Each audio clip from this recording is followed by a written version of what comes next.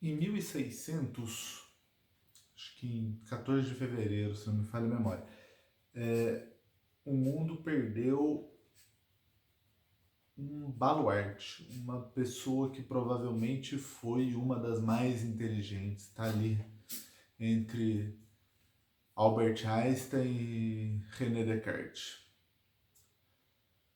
Giordano Bruno.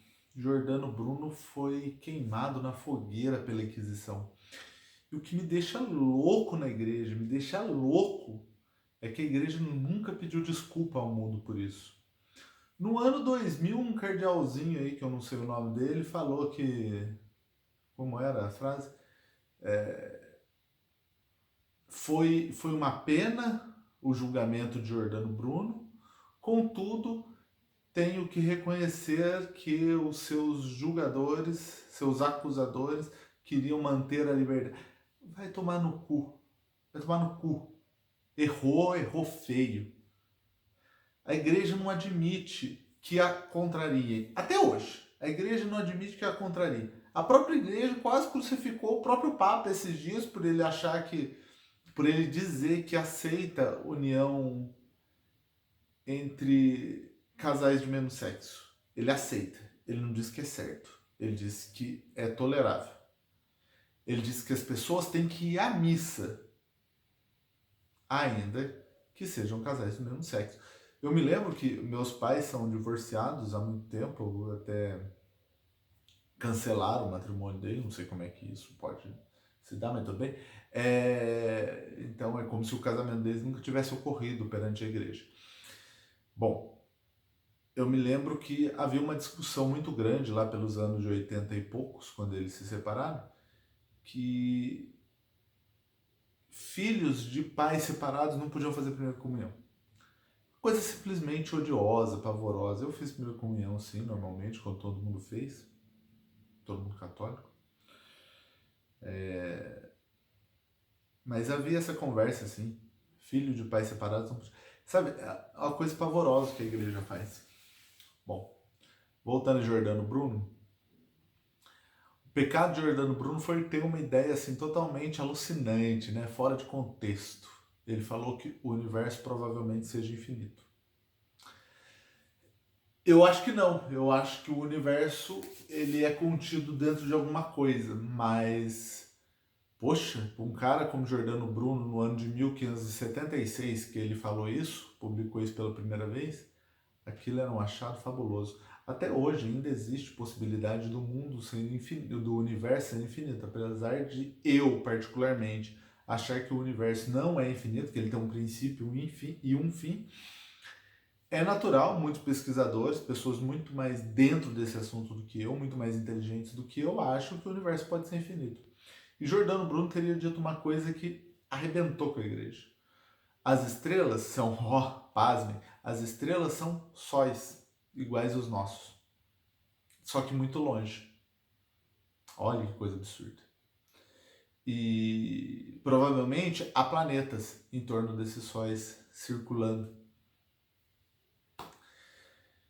E provavelmente há vida nesses planetas. Aí a igreja pirou. Como assim? Se nós somos o centro do universo? É o cúmulo do absurdo, né, gente? Tudo bem que era 1600 e talvez pudesse acreditar, mas por que eu estou contando toda essa história? Porque todo mundo precisa conhecer Giordano Bruno e eu quero que se algum dia alguém da minha família, meus filhos, meus netos, meus amigos possam ouvir esse vídeo, eles procurem saber quem é Giordano Bruno.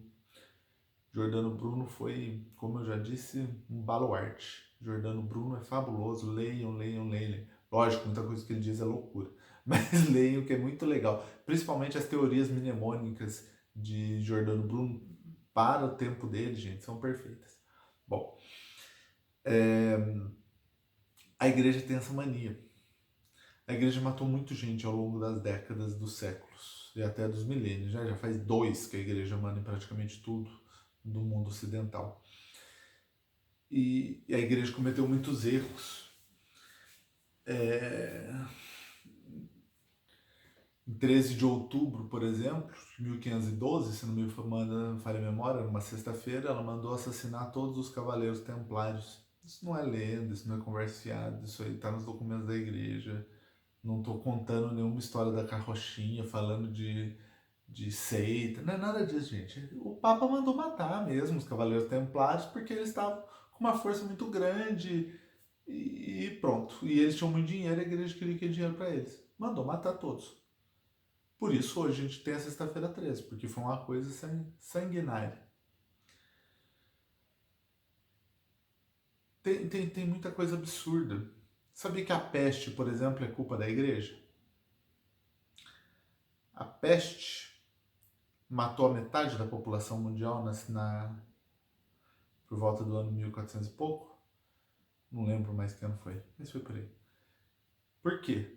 Porque a igreja dizia que as bruxas se transformavam em gatos e mandou matar um monte de gato. Como acabou um monte de gato, os ratos se desenvolveram porque não tinha gato para caçar rato. E os ratos se desenvolveram e a peste veio do que todo mundo já sabe, urina de rato, fezes de rato, e matou metade da população humana. A igreja pediu desculpa por isso? A igreja assume isso? Não estou falando para ninguém ir contra a igreja. Eu vou à igreja. Eu escuto o que o padre fala, apesar de eu ter um medo de padre desgranhento. Eu acho que padre é um bicho que a gente tem que pensar 10 vezes do que ele fala, assim como político. Mas eu vou à igreja. Cumpro os meus compromissos cristãos. E não é para deixar de fazer isso. O altar é sagrado. O espaço da igreja é o espaço de Deus. Tem umas velhinhas lá, hoje em dia é tudo eletrônico, né? Que fica aceso o tempo todo. Ninguém vai ficar pondo vela, tirando, não. Significa a presença de Deus na igreja. Pensa nisso um pouquinho, é bem legal essa parte. A igreja católica, uma coisa que os crentes, os evangélicos, vamos, né? Sem pejorativar nada.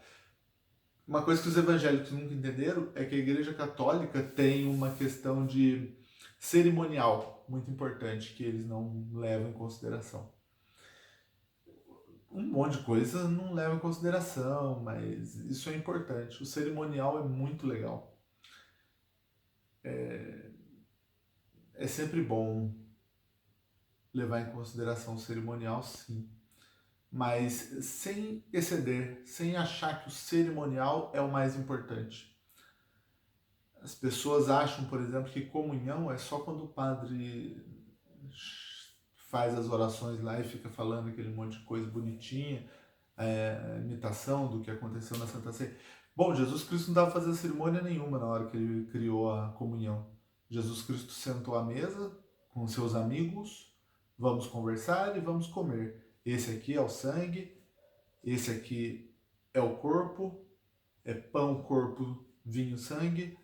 Comam isso e façam isso em minha memória. Ele não disse que é para fazer a missa e só o padre, ou então, no máximo, se tiver um problema, daí um ministro extraordinário. Meu, na sua casa, durante o seu jantar, com a sua família, sentada, respeito, principalmente. Não se esqueça de falar para sua família, gente, isso que a gente está fazendo é uma comunhão.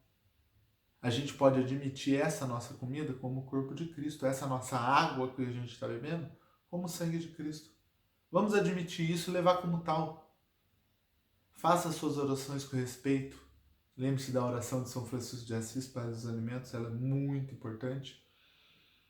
Senhor, dai pão a quem tem fome, fome de justiça a quem tem pão.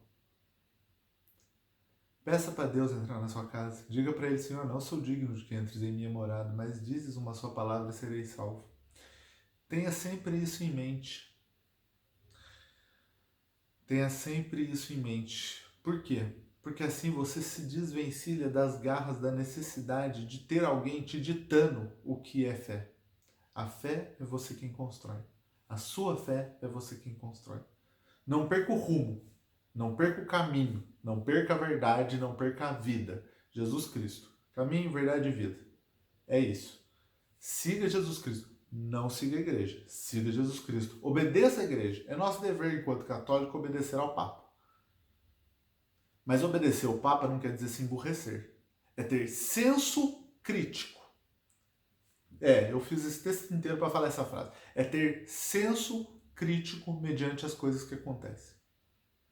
Mediante ao que a igreja faz, a igreja errou muito. E a gente não pode deixar a igreja continuar errando. Eu acredito em Francisco, sou fã incondicional de Bergoglio. Quero ver ele lá por muitos anos e acho que ele está acertando muito bem. Também sou fã de Bento XVI porque ele fez a coisa mais acertada que ele poderia ter feito, se aposentou. Ele é muito bom, muito inteligente, tem pensamentos ótimos, mas ele vem de um período em que não cabe mais. Ele vem de uma Alemanha que não existe mais hoje pra gente. Não é mais assim que se faz religião. Religião é a de Francisco. Para os pobres, pelos pobres, com os pobres. Para os excluídos, pelos excluídos, com os excluídos.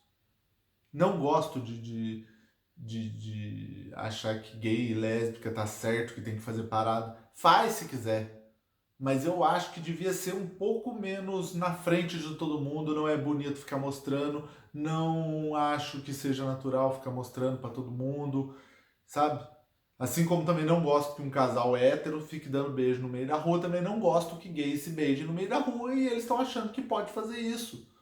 Porque se um casal hétero se beijar no meio da rua, tem gente que vai olhar torto. Agora, se um casal gay se beijar no meio da rua, a gente não pode olhar.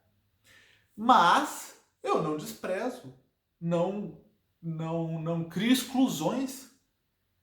Quero ver casais gays sentados do meu lado na missa, quero sim. Quero ver todos os tipos de casais, casais gays, casais héteros, não casais, pessoas divorciadas. Não importa, somos todos filhos de Deus. Temos que ter senso crítico nesse momento. Temos que ter senso crítico em todos os momentos. É um recadinho.